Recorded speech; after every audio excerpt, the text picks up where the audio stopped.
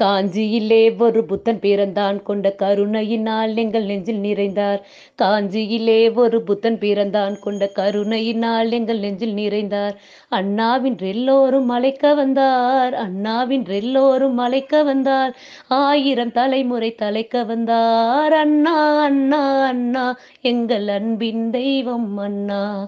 அண்ணா அண்ணா அண்ணா எங்கள் அன்பின் தெய்வம் அண்ணா. எதையும் தாங்கும் இதயம் கொண்டு தன்னை நான் படித்தேன் காஞ்சியிலே நேற்று, அதை நான் உனக்கு சொல்லட்டுமா இன்று? என்றும் நல்லவர்க்கு வாழ்வு வரும் நாளை, இது அறிஞர் அண்ணா எழுதி வைத்த ஓலை. அனைவருக்கும் உயராய்வு வேல் அலைவரிசையின் அன்பு வணக்கம். நெஞ்சத்திலே வலுவிருப்பின் வெற்றி தஞ்சமென்று உரைத்து வந்து நம்மிடம் கெஞ்சுவது உறுதி. அண்ணாவின் பொன்மொழியோடு இவ்வரங்கத்தை தொடங்குகின்றேன். பேரறிஞர் பட்டத்திற்கு முற்றிலும் பொருத்தமானவர். பெயருக்கு அறிஞராக இருந்தவர் அல்ல அவர். பெயரால் மட்டுமல்ல, அறிவிலும் முதிர்ந்தவர். பெயருக்கு முதல்வர் அல்ல, அளப்பரிய சாதனை புரிந்தவர். பெரியாரின் கொள்கைகளை நாட்டில் நடைமுறைப்படுத்தியவர். பெரியாரை மட்டுமே நிரந்தர தலைவராக ஏற்றவர். கருத்து சொல்வதில் மேல் நாட்டவரை வென்றவர். கருத்து வேறுபட்ட போதும் பெரியாரை போற்றியவர். அழகு தமிழிலும் அந்நிய ஆங்கிலத்திலும் புலமை பெற்றவர். அற்புதமாக உரையாற்றி அனைவரின் உள்ளமும் கவர்ந்தவர். கடமை கண்ணியம் கட்டுப்பாடு கற்று தந்தவர். கடமையை கண்ணியமாக செய்து கட்டுப்பாடு காத்தவர். காஞ்சியில் பிறந்து காஞ்சிக்கு பெருமை சேர்த்தவர். கஞ்சிக்கு வழி செய்து ஏழைகளை சிரிக்க வைத்தவர். குற்றால அறிவியென இலக்கிய உரை நிகழ்த்தியவர். குற்றத்து விளக்கென அறிவால் அகிலம் ஒளிர்ந்தவர். கட்டுரை, கதை, கவிதை, திரைக்கதை, வசனம், புதினம் தந்தவர். கட்டுக்கடங்கா கற்கண்டு இலக்கியம் படைத்தவர். அடுக்குமொழி பேச்சில் அழகு முத்திரை பதித்தவர். அனைவருக்கும் மேடை பேச்சிற்கு ஆசானாக அமைந்தவர். உருவத்தில் குள்ளமானாலும் உள்ளத்தால் உயர்ந்தவர். ஓய்வின்றி உழைத்து அழியா புகழை சேர்த்தவர். உலகின் 2வது பெரிய கடற்கரை மெரினா. இனிதே துயில்கின்றார் அண்ணா. பகுத்தறிவு சிந்தனையை மென்மையாக விதைத்தவர். பண்பாட்டு கருத்துக்களை மேன்மையாக விளக்கியவர். பத்தரை, நித்திரை, முத்திரை என உரைத்தவர். பேச்சில் அடுக்கு மொழியை அள்ளி வீசியவர். மூக்கிற்கு பொடி போடும் பழக்கம் உள்ளவர். மூக்கில் விரல் வைக்கும் வண்ணம் பேசிடும் வல்லவர். மாற்றாண்டு தோட்டத்து மல்லிகைக்கு மனமுண்டு சொல்லியவர். மாற்றாரை மதிக்கும் உயர்ந்த குணம் உடையவர்.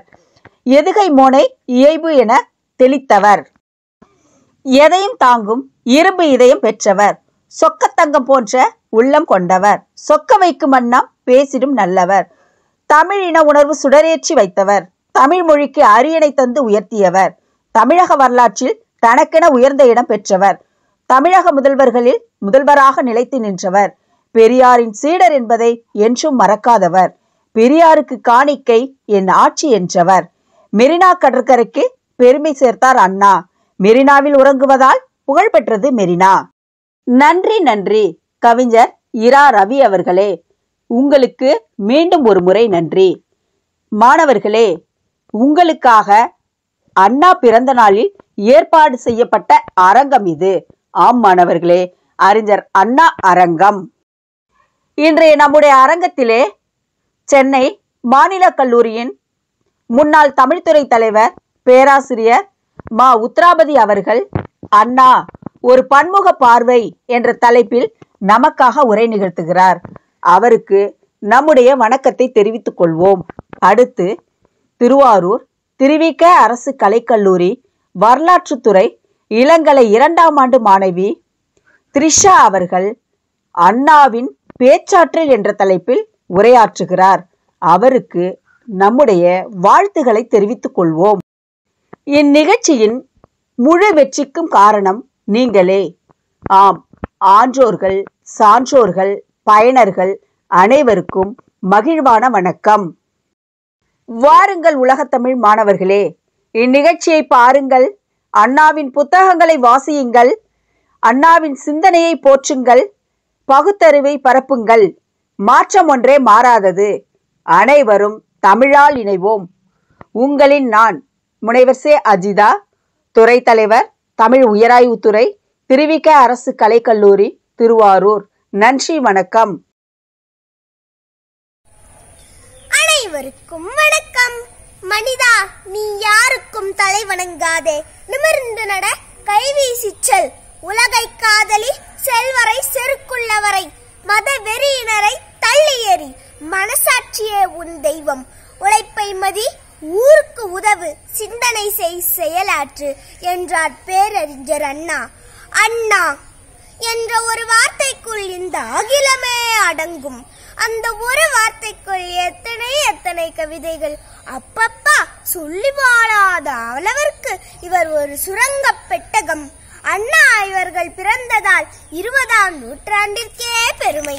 தமிழ் மொழிக்கு பெருமை, தமிழ் சமுதாயத்திற்கு பெருமை, ஏன் தமிழ்நாடு என்ற சொல்லுக்கே கூட பெருமை. அவர் ஒரு உயிராக பிறக்கவில்லை, உலகமாகவே விரைந்தார்.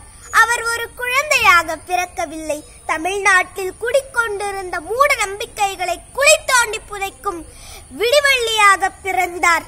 அல்லாதுரை, அண்ணாதுரை என்று வாய்மணக்க அழைத்து வந்த தந்தை பெரியார் அவர்கள் கூட அண்ணா அவர்களின் இரங்கல் செய்தியால் அண்ணா 4.5 கோடி தமிழ் மக்களுக்கும் பேரிழப்பை தந்துவிட்டு போய்விட்டார் என்று சொன்னாரே, அதைவிட அண்ணா அவர்களின் பெருமையை வேறு எப்படி சொல்லிட இயலும்? வரலாற்றை சிலர் படிக்கிறார்கள், சிலர் வரலாற்றை படைக்கிறார்கள். அண்ணாவோ வரலாறாகவே வாழ்ந்தார் என்பது மிகையல்ல. தலைவர் என்பார், தத்துவ மேதை என்பார், நடிகர் என்பார், நாடக வேந்தர் என்பார், சொல்லாற்றல் சுவைமிக்க எழுத்தாற்றல் பெற்றவர் என்பார், மனிதர் என்பார், மாணிக்கம் என்பார், மாநிலத்து அமைச்சர் என்பார், அன்னை என்பார், அருள்மொழி காவலர் என்பார், அரசியல்வாதி என்பார். அத்தனையும் தனித்தனியே சொல்வதற்கு நேரமற்றோர் நெஞ்சத்த அன்பாலே அண்ணா என்பார். அண்ணா, நீ அழுகின்ற போதும் மேகம் போல் அழுந்தவன் நீ, விழுகின்ற போதும் விதையை போல் விழுந்தவன் நீ. அண்ணா, உன் பெயராலே நீ உறவு கொண்டு வந்தாய். பெரியாரோ காட்டுத்தீ, நீயோ அந்த தீயிலை ஏற்றிய ஒரு திருவிளக்கு. வெறும் தலைகளை எண்ணிய தலைவர்களிடையே இதயங்களை எண்ணியவன் நீ. உன் எழுதுகோள் தலை குனியும் போதெல்லாம் தமிழ் தலை நிமிர்ந்தது. தொண்டை புரிவதற்கே தோன்றியவன் என்பதற்கோ தொண்டை நாடு உன் தொட்டில் நாடு ஆக்கி வந்தாய். கடற்கரையில் பேசுவாய், கடலலையின் மீனாவோம். கடற்கரையில் தூங்கிவிட்டாய், கடற்கரையின் மீனாவோம். இங்கே புதைக்கப்பட்டது வெறும் மனித உடல் அல்ல, எங்கள் வரலாற்று பேழை. நீ மண்ணுக்குள் சென்றாலும் வேறாகத்தான் சென்றாய். அதனால் தான் எங்கள் கிளைகளில் இன்னும் பூக்கள் மலர்கின்றன. இந்த அருமையான நிகழ்ச்சியை ஏற்பாடு செய்திருக்கும் திருவிக அரசு கலைக்கல்லூரி தமிழ் உயர் ஆய்வுத்துறை தலைவர் முனைவர் அஜிதா அவர்கள் மற்றும் வேல் அறக்கட்டளையின் சார்பில் அனைவரையும் இந்த நிகழ்ச்சிக்கு வருக வருக என வரவேற்கிறோம். வாருங்கள் உறவுகளை, காணொளிக்குள் செல்வோம். நன்றி, வணக்கம். அண்ணாவின் பேச்சாற்றல் என்ற தலைப்பில் பேச இருப்பவர் மாணவி திரிஷா. இவர் திருவிக அரசு கலைக்கல்லூரி வரலாற்றுத் துறையில் 2ஆம் ஆண்டு BA வரலாறு பயின்று வருகிறார். விளையும் பயிர் முளையிலேயே தெரியும் என்பதற்கேற்ப படிப்பிலும் பண்பிலும் சிறந்து விளங்குபவர். வாருங்கள், திரிஷாவின் உரையை கேட்கலாம்.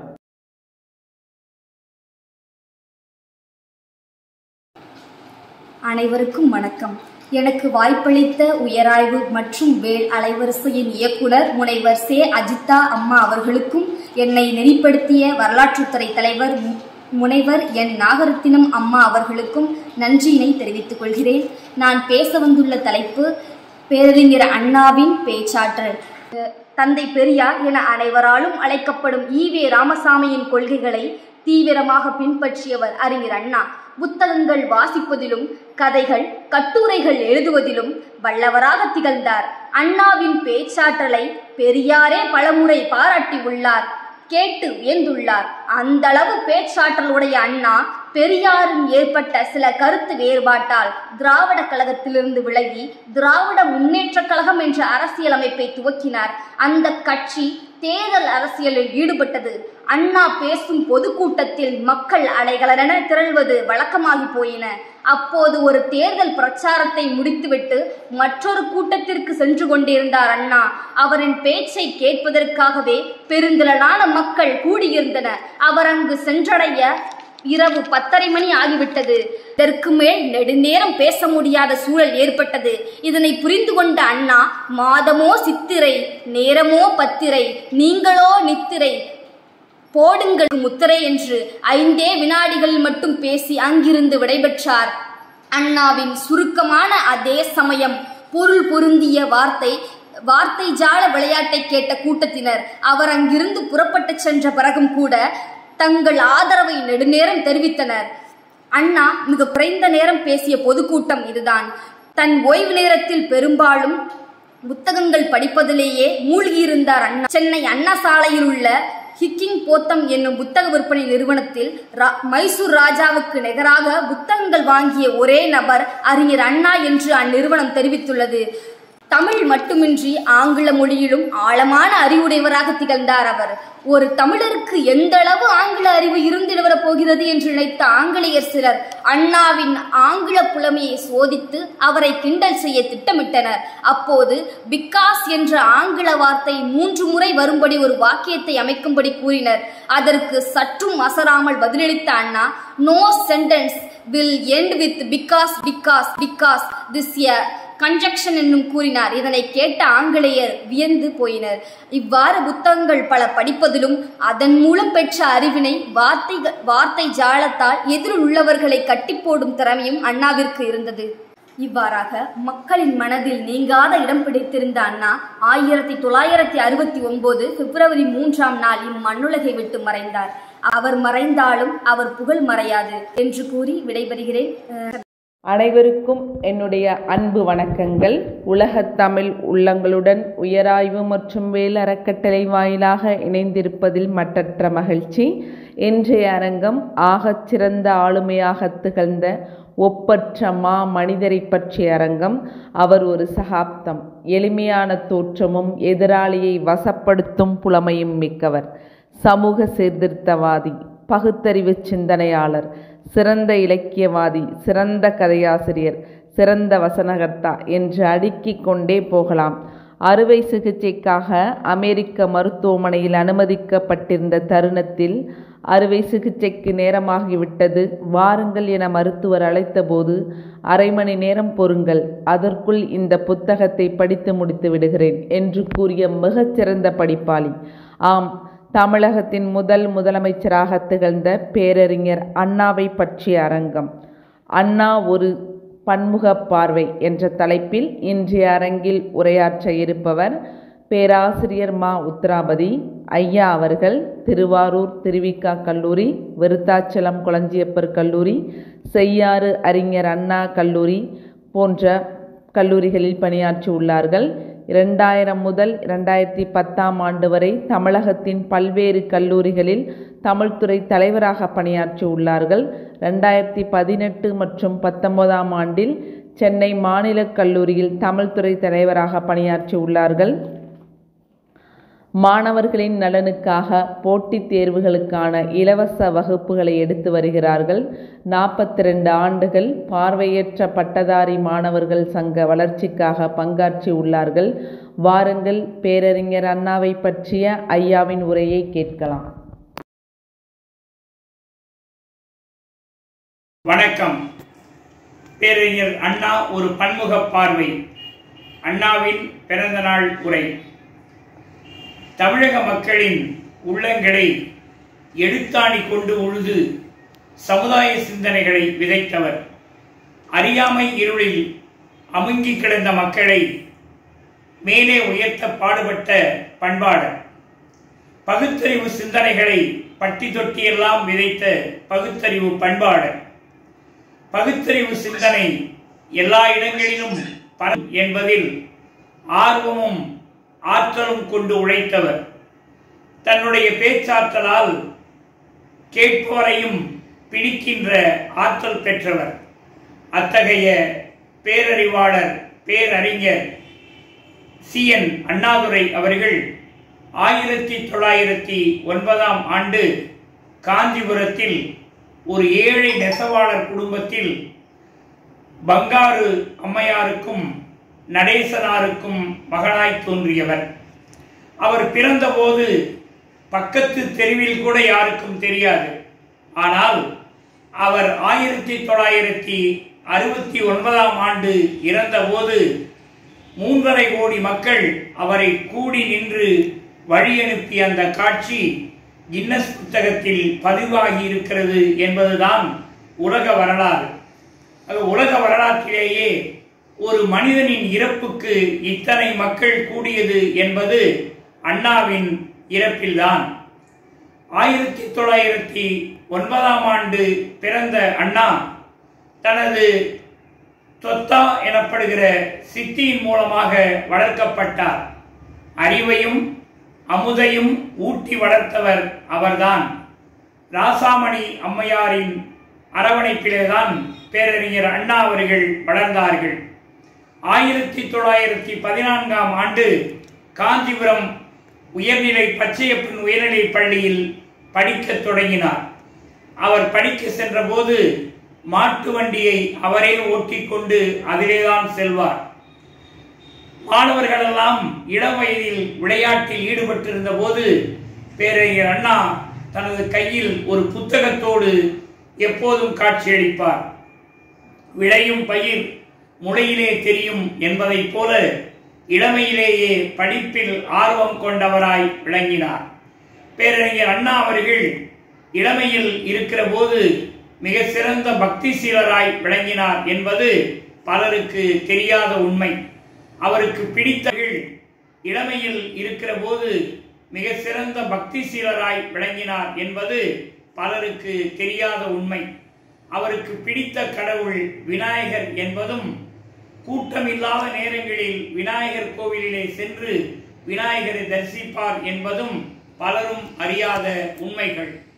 ஆனால் அதன் பிறகு அவருடைய தந்தை பெரியாருடைய தொண்டில் அவர் ஈடுபட்ட போது அந்த எண்ணங்களை மாற்றிக்கொண்டு பகுத்தறிவு சீலராய் மாறினார் என்பது வரலாறு. 1920 வரை அங்கே படித்து 20 உயர்நிலை பள்ளியிலே படிக்க தொடங்கினார். 1926 அவருடைய பள்ளி படிப்பு முடிந்த பிறகு மேலே படிப்பதற்கு வாய்ப்பில்லாத காரணத்தால் காஞ்சிபுரம் நகராட்சியில் எழுத்தராய் பணியாற்றினார்.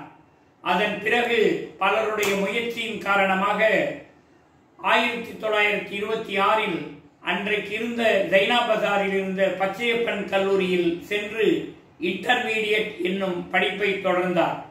2 ஆண்டுகளுக்கு பிறகு அவர் BA படிக்க தொடங்கினார். அவருடைய கல்லூரி முதல்வர் சின்னத்தம்பி அவர்கள் அவரை அழைத்து, ஏன் நீ BA படிக்கிறாய், BA ஆனர்ஸ் படிக்கலாமே என்று கேட்டபோது, அதற்கு வசதி இல்லை, நூல்கள் வாங்க பணம் இல்லை, 3 ஆண்டுகள் BA ஆனர்ஸ் படிக்க வேண்டும், அதன் பிறகு வேலை தேட வேண்டும் என்றெல்லாம் அவர் சொன்னபோது, அனைத்தையும் நான் ஏற்றுக்கொள்கிறேன், கல்லூரி கட்டணம், நூல்கள் வாங்க அனைத்து செலவுகளை நான் ஏற்றுக்கொள்கிறேன் என்று கல்லூரி முதல்வர் சொன்னதற்கு பிறகு பொருளாதாரம் BA ஆனர்ஸில் சேர்ந்து அதிலே முதல் மாணவராக தேறினார். அதன் பிறகு 1930ஆம் ஆண்டு ராணி அண்ணாதுரை என்பவரோடு ராணியோடு அவருக்கு திருமணம் நடைபெற்று முடிந்தது. அதன் பிறகு முதுகலை பொருளாதாரத்தையும் பச்சையப்பன் கல்லூரியிலேயே படித்தார். 1934ஆம் ஆண்டு செங்குந்தர் மாநாட்டில் ஐயா பெரியார் அவர்களை சந்திக்கிறார். அங்கேதான் அவருடைய வாழ்க்கை திருப்பி போடப்படுகிறது. சமுதாய தொண்டு ஆற்ற வர வேண்டும் என்று பெரியார் அவர்கள் அழைப்பு விடுக்கிறார்கள். அப்போது ராஜா சார் செட்டியாரிடமிருந்து அவருக்கு ஒரு அழைப்பு வருகிறது. நீ என்னுடைய அந்தரங்க செயலாளராக இரு, உனக்கு வேண்டிய அளவுக்கு நான் பணம் தருகிறேன், எல்லா வசதிகளையும் செய்து தருகிறேன் என்று அவரிடமிருந்து வந்த அழைப்பை அவர் நிராகரித்துவிட்டு, நான் ஐயாவோடு செல்கிறேன் என்று சொல்லிவிட்டு தந்தை பெரியாரோடு போய் கலந்து விட்டார். அதற்கு பிறகு அவர் 1934 முதலில் அவர் எழுதிய சிறுகதை ஆனந்த விகடன் எட்டிலே வெளிவந்தது. கொக்கரக்கோ என்பது அந்த கதையின் பெயர். அதற்கு அவர் 20 ரூபாய் சன்மானம் பெற்றார். அதுதான் அவர் எழுதிய முதல் சிறுகதை என்பது இலக்கியம் அறிந்திருக்கிற உண்மை. அதன் பிறகு அவர் காஞ்சிபுரம் நாயக்கன் பள்ளியிலே ஆசிரியராக பணியாற்றினார். அங்கே அந்த ஆசிரியர் பணி அவருக்கு. அதன் பிறகு பெத்தநாயக்கன்பேட்டை நகராட்சிக்கு நடைபெற்ற தேர்தலில் அண்ணா அவர்கள் நின்றார், உறுப்பினராக நின்றார். ஆனால் அதிலே எதிர்பாராத விதமாக தோல்வியடைந்தார். ஆனால் அந்த தோல்வியை கண்டு அவர் சிறிதும் தோழவில்லை. அந்த தோல்விக்காக அவர் வருத்தப்படவும் இல்லை. இந்த மக்கள் தேர்ந்தெடுக்கவில்லை என்றால் அதில் வருத்தப்பட வேண்டியது மக்கள்தான் என்று அவர் மனம் உறுதியோடு சொன்னார். அதன் பிறகு நீதி கட்சியில இணைந்து சமூக தொண்டாற்ற அவர் புறப்பட்டு விட்டார். நீதி கட்சியில் சேர்ந்து பல சொற்பொழிவுகளை ஆற்றினார். பல இடங்களுக்கு அவர் சென்றார். பல்வேறு நிகழ்ச்சிகளிலே கலந்து கொண்டார். மாநாடுகளை நடத்தினார். மாலை நேர கல்லூரிகளைப் போல நீதி கட்சியினுடைய மாநாடுகளை அவர் மாற்றினார். மக்கள் மனங்களில் மண்டி கிடந்த அறியாமை என்னும் இருளை நீக்கி பகுத்தறிவு பகலவனை உள்ளே நுழைய வைத்தார். தேவையற்ற மூடநம்பிக்கை சிந்தனைகளை எல்லாம் முடைநாற்றத்தில் மூழ்கி கிடந்த மக்களை அதை வேறறுத்து மக்களுடைய சிந்தனைகளை தெளிவுபடுத்தினார். அழுக்குகளால் நிரம்பி கிடந்த மக்களின் உள்ளங்களை அழகுபடுத்துவதே தன்னுடைய பணி என்று பேரறிஞர் அண்ணா அவர்கள் கருதினார்கள். 1944 நீதி கட்சியினுடைய பெயரை திராவிடர் கழகம் என்று மாற்றினார். சேலத்தில் நடைபெற்ற அந்த மாநாட்டிலே தான் அந்த பெயர் மாற்றம் ஏற்பட்டது. அண்ணா ஐயா இருவருக்கும் ஏற்பட்ட மன வருத்தத்தின் காரணமாக 1949 பெயர் மாற்றம் ஏற்பட்டது. அண்ணா ஐயா இருவருக்கும் ஏற்பட்ட மன வருத்தத்தின் காரணமாக 1949 திராவிட முன்னேற்ற கழகம் என்கிற அரசியல் இயக்கத்தை தொடங்கினார். அதிலே 57 அரசியலில் தேர்தலில் நிற்பது என்று முடிவு செய்து அவர்கள் தேர்தலிலே நின்றார்கள். முதலில் 14 சட்டமன்ற உறுப்பினர்கள் சட்டமன்றத்திற்குள் நுழைந்தார்கள். 1967 அண்ணா அவர்கள் தமிழகத்தினுடைய முதல்வராக தேர்ந்தெடுக்கப்பட்டார்கள். 2½ ஆண்டு காலம் மட்டுமே தமிழகத்தை ஆண்டார்கள். அந்த காலகட்டத்தில் அவர் செய்த பணிகள் ஏராளம். ஏழை மக்களுக்காய் எரியாத வீடுகளை அமைத்து தந்தார். சென்னை மாநிலம் மதராஸ் பிரசிடென்சி என்று இருந்ததை தமிழ்நாடு என்று பெயர் மாற்றம் செய்தவர் பேரறிஞர் அண்ணா அவர்கள். சங்கரலிங்கனார் என்கிற பெரியவர் 75 நாட்கள் உண்ணாவிரதம் இருந்து தமிழ்நாடு என்கிற பெயர் மாற்றத்திற்காக உண்ணாவிரதம் இருந்து உயிரை விட்டார். ஆனால் அண்ணா அவர்கள் தான் அந்த பணியை நிறைவேற்றினார். அது அண்ணா அவர்களுக்கு மணிமகுடத்தில் சூட்டப்பட்ட ஒரு வைர கிரீடமாய் இன்றும் விளங்கிக் கொண்டிருக்கிறது. இதுபோல ஏழை மக்களுக்காகவும் ஏழை எளியவர்களுக்காகவும் அயராது உழைத்தவர் பேரறிஞர் அண்ணா என்பதில் ஐயமில்லை. அவரது இலக்கிய பணிகள் சமுதாயம் முன்னேற வேண்டுமானால், சமுதாயத்தில் இருக்கிற பகுத்தறிவு சிந்தனைகள் பரவ வேண்டுமானால் இலக்கியத்தின் மூலமாகத்தான் அது பரவ முடியும் என்பதை அண்ணா அவர்கள் விளக்கி காட்டினார்கள். வேலைக்காரி, ஓரிரவு, சந்திரமோகன், நீதிதேவன் மயக்கம் என பல நாடகங்களை இயற்றி அதை மேடையிலே நடித்து மக்களின் உள்ளங்களில் உணர்வுகளை தூண்டிவிட்டார். செவ்வாழை என்கிற ஒரு சிறந்த சிறுகதை இன்றைக்கும் எழுத்தாளர்களாலும் மக்களாலும் பேசப்படுகிற ஒன்று.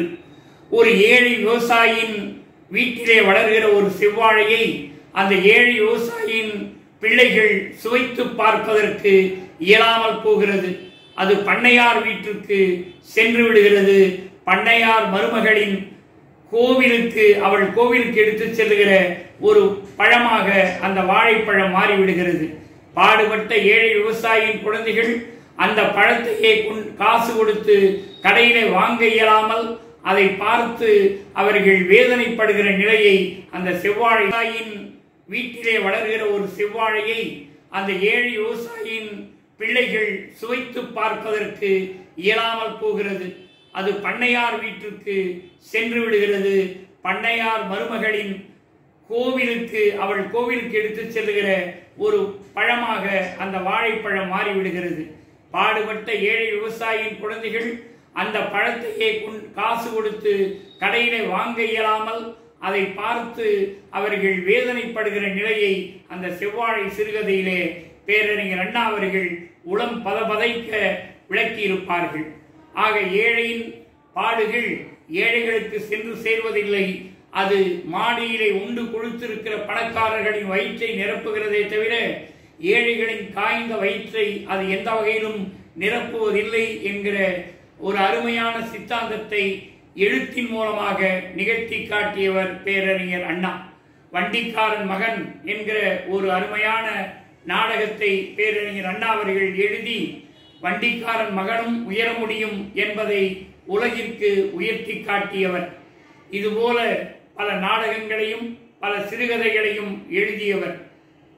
பிடிசாம்பல், கலிங்கராணி என்கிற புதினங்களை பேரறிஞர் அண்ணா அவர்கள் எழுதியிருக்கிறார்கள்.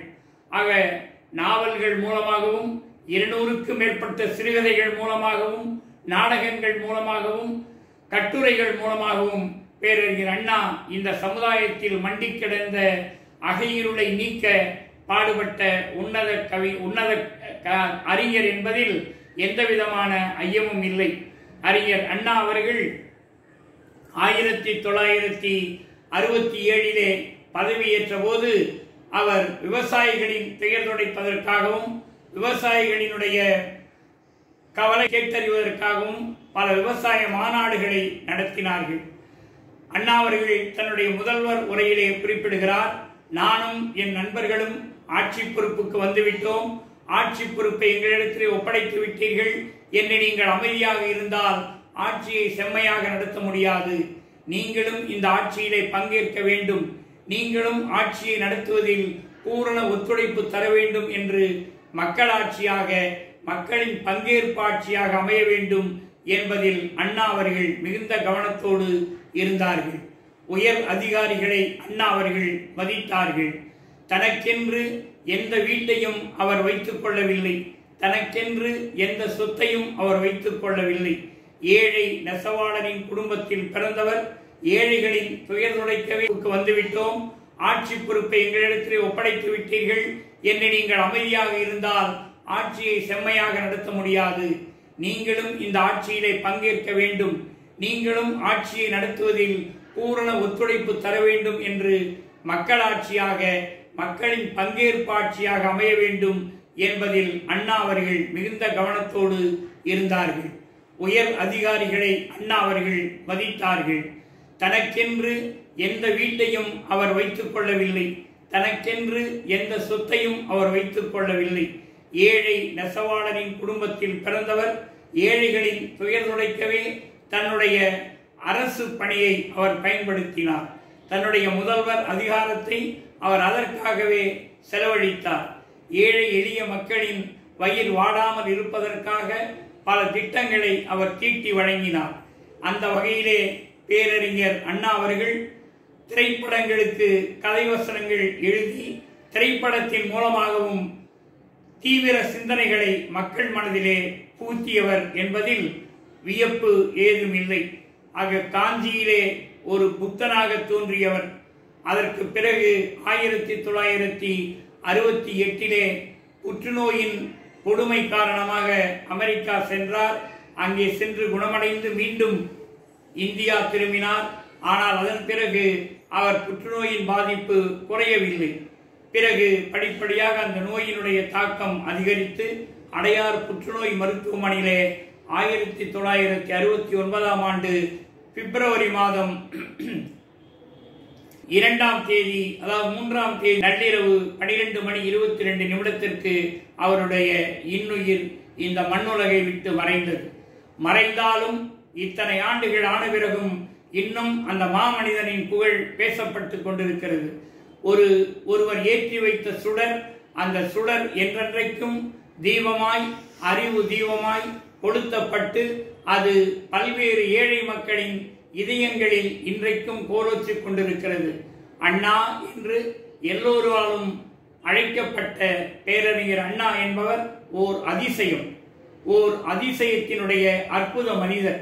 காஞ்சிபுரத்தில் ஒரு நெசவாளர் குடும்பத்தில் பிறந்தவர். ஆடை மானத்தை மறைக்கும் தமிழக மக்களின் மானம் காக்க வந்த மறவர் பேரறிஞர் அண்ணா.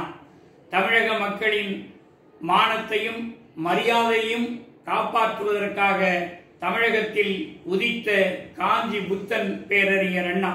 அமெரிக்காவில் இருக்கிற ஏல் பல்கலைக்கழகத்தினமாக அமெரிக்கா சென்றார். அங்கே சென்று குணமடைந்து மீண்டும் இந்தியா திரும்பினார். ஆனால் அதன் பிறகு அவர் புற்றுநோயின் பாதிப்பு குறையவில்லை.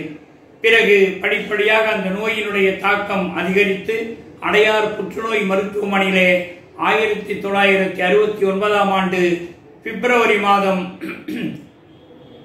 2ஆம் தேதி, அதாவது 3ஆம் தேதி நள்ளிரவு 12:22 அவருடைய இன்னுயிர் இந்த மண்ணுலகை விட்டு மறைந்தது. மறைந்தாலும் இத்தனை ஆண்டுகள் ஆன பிறகும் இன்னும் அந்த மாமனிதனின் புகழ் பேசப்பட்டு கொண்டிருக்கிறது. ஒருவர் ஏற்றி வைத்த சுடர், அந்த சுடர் என்றென்றைக்கும் தீபமாய், அறிவு தீபமாய் கொளுத்தப்பட்டு அது பல்வேறு ஏழை மக்களின் இதயங்களில் இன்றைக்கும் கோலோச்சிக் கொண்டிருக்கிறது. அண்ணா என்று எல்லோராலும் அழைக்கப்பட்ட பேரறிஞர் அண்ணா என்பவர் ஓர் அதிசயம், ஓர் அதிசயத்தினுடைய அற்புத மனிதர். காஞ்சிபுரத்தில் ஒரு நெசவாளர் குடும்பத்தில் பிறந்தவர். ஆடை மானத்தை மறைக்கும் தமிழக மக்களின் மானம் காக்க வந்த மறவர் பேரறிஞர் அண்ணா. தமிழக மக்களின் மானத்தையும் மரியாதையும் காப்பாற்றுவதற்காக தமிழகத்தில் உதித்த காஞ்சி புத்தன் பேரறிஞர் அண்ணா. அமெரிக்காவில் இருக்கிற ஏல் பல்கலைக்கழகத்திற்கு சென்றார். அங்கே சென்று மாணவர்களோடு ஆங்கிலத்திலே உரையாடினார். அங்கே இருக்கிற மாணவர்கள் வெங்காயம், ஆனியன் என்றால் என்ன, யூனியன் என்பது என்ன என்று கேட்டபோது யூனியன் இஸ் அன் ஆனியன் என்று குறிப்பிட்டார்கள். அதற்கு பிறகு போப்பாண்டவரை சந்தித்தார். அவருக்கு திருக்குறளை பரிசாக அளித்தார்கள்.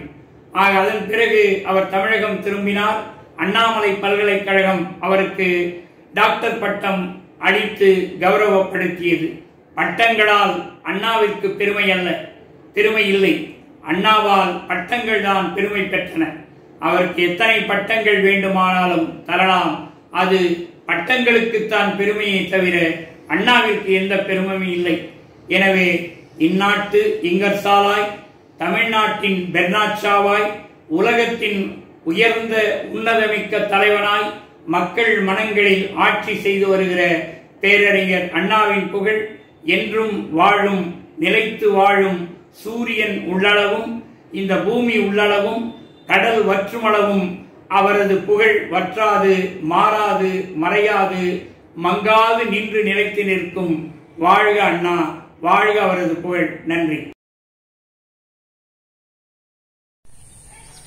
இந்த நிகழ்ச்சி உங்களுக்கு பிடிச்சிருந்துச்சுன்னா விரும்பவும், ரொம்ப பிடிச்சிருந்துச்சுன்னா பகிரவும், ரொம்ப பிடிச்சிருந்துச்சுன்னா கருத்து பெட்டியில் கருத்துக்களை போடவும். நன்றி, வணக்கம். காஞ்சியிலே ஒரு புத்தன் பிறந்தான், கொண்ட கருணையினால் எங்கள் நெஞ்சில் நிறைந்தார். காஞ்சியிலே ஒரு புத்தன் பிறந்தான், கொண்ட கருணையினால் எங்கள் நெஞ்சில் நிறைந்தார். அண்ணாவின் எல்லோரும் அழைக்க வந்தார்.